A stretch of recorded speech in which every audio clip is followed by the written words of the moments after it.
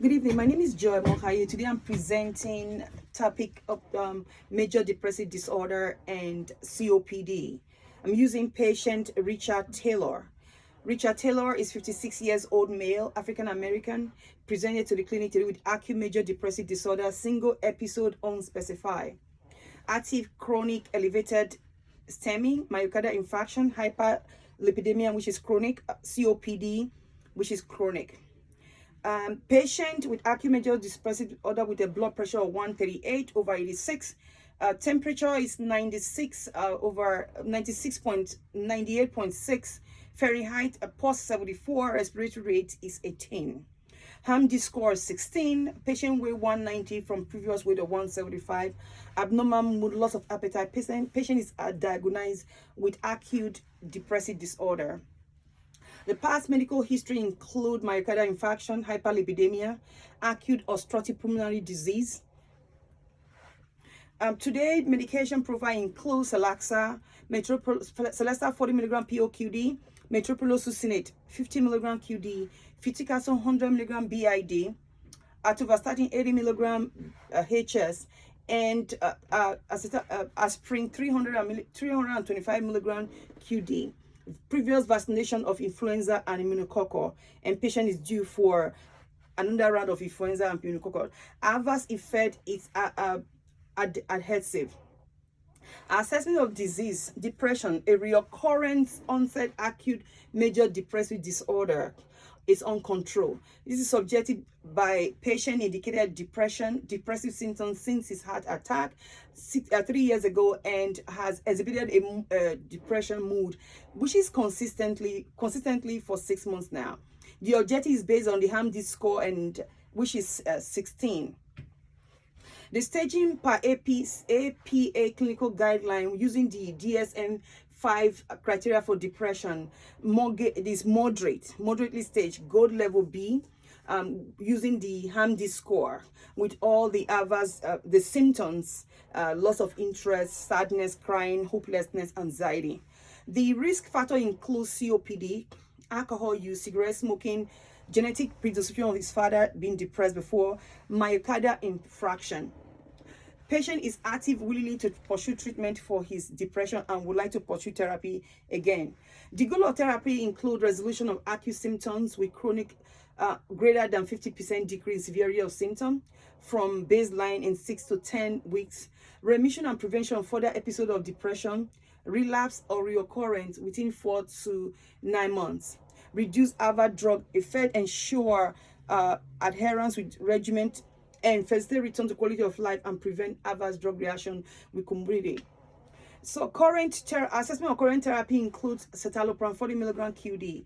Plant therapy is inappropriate for patient at this time based on the rationale of re-engaging patient with therapy. We can use other SSRI selection within other SSRI. Based on SSRI is a preferred choice due to a community of patient MI and COPD.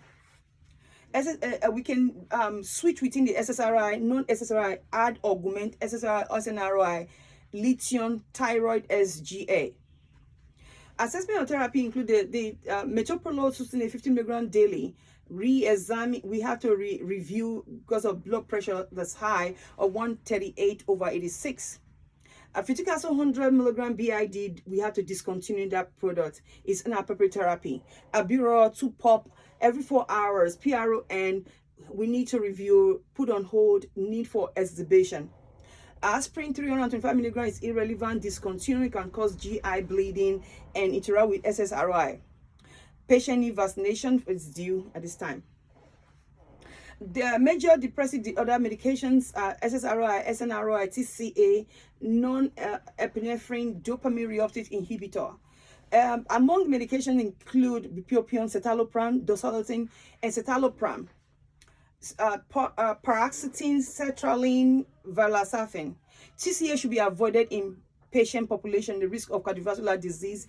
Bupropion, metazapine appear to be safe and used for MI. Citalopram, metazapine may improve mortality. St. John's wort should be avoided in patient population due to drug allergy and drug disease allergy interaction. Based on review of metaphysics by Taylor D shows that depression causes and worsens cardiovascular disease and increased mortality. Sertraline, fluoxetine, citalopram, bupropion, mirtazapine use is safe in MI patient. Pharmacotherapy. Four recommendation include escitalopram 10 milligram POQD, increase of 20 milligram as tolerated by patient. Second recommendation includes bupropion SRO, initiate 150 milligram within 3 days and escalate to maximum of to increase to 300, maximum of 450 milligram. With the combination of pharmacotherapy and psychotherapy, which includes psychotherapy might include cognitive behavior, interpersonal therapy, acceptance and commitment therapy, and mindful-based therapy.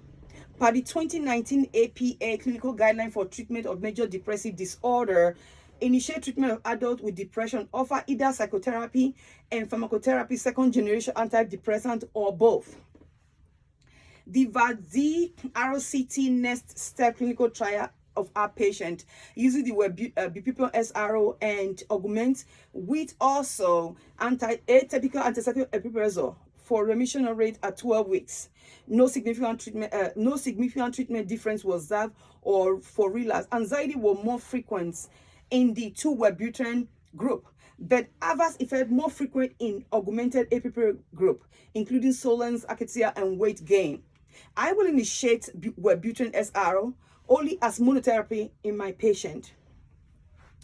Pharmacotherapy plus psychotherapy. Given reoccurrence of depression of about 30 to 40% of patients with depression with high risk, there is a 38% of patients who do not respond to first-time therapy for mild moderate episodes. Efficacy is additive when antidepressant is added with psychotherapy. Per the 2019 APA clinical guideline for major depressive disorder, the combination of psychotherapy and pharmacotherapy show improvement within 4 to 8 weeks of therapy. In a fetal and non-fetal cardiovascular disease trial of 29 months, Taylor CB effect of antidepressant medication on mobility and mortality in depressed patients after myocardial infarction show that patient who uses SSRI for depression with MI will decrease reoccurrence of cardiovascular mobility mortality. The contingency plan include switching within the SSRIs and or a partial response. If there is a partial response, augment with non-SSRI, SNRI, lithium thyroid SGA. Escalate SSRI dose to a maximum efficacy and minimum safety dose, adding psychotherapy for effectiveness. Reevaluate diagnosis and effectiveness. Based on the COPLAS trial of pharmacotherapy and pharmacotherapy, combination show efficacy than pharmacotherapy alone. The dropout rate was significantly lower in combination group.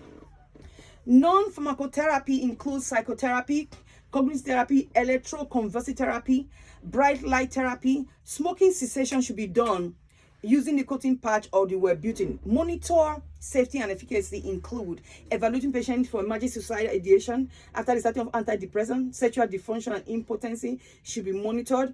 Citalopram may enhance the QTc prolongation effect, the CY3A inhibition. Common GI and nausea, vomiting should be monitored, and blood pressure at baseline, periodic diarrhea for clinical worsening of psychiatric disorder should be monitored. Monitor efficacy should be seen within 4 to 8 weeks of therapy.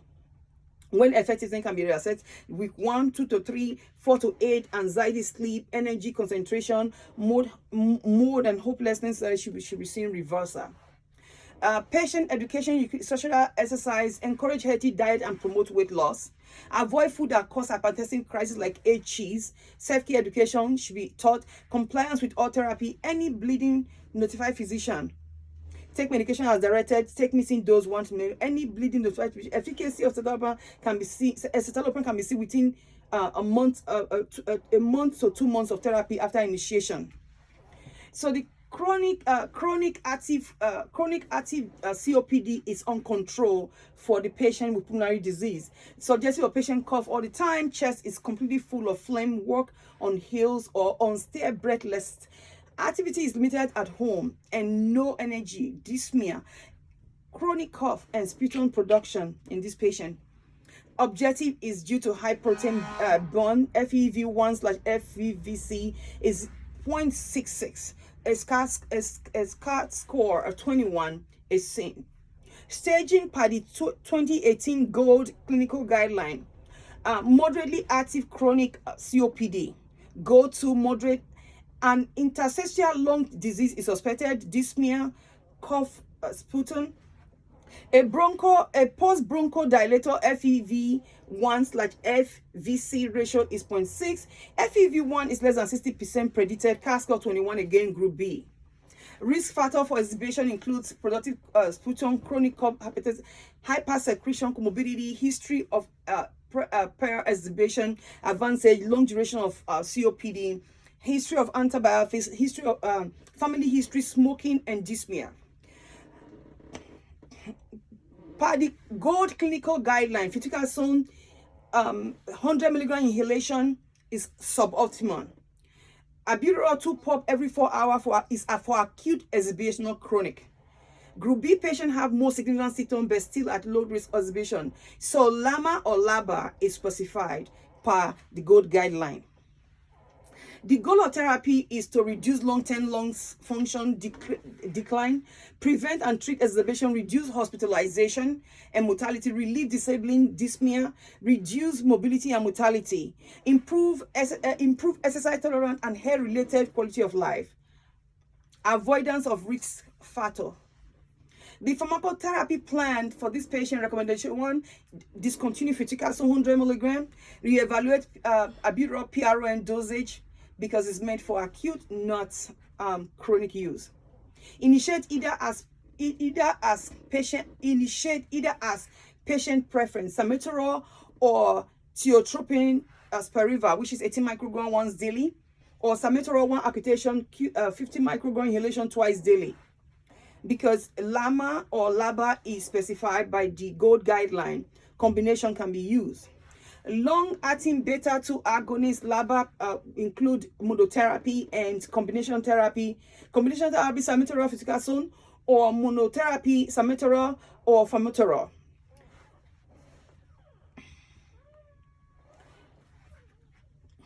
By the Wadzi Junior combination therapy or salmeterol fluticasone, mortality was significantly lower in 2 years double-blind study that was done.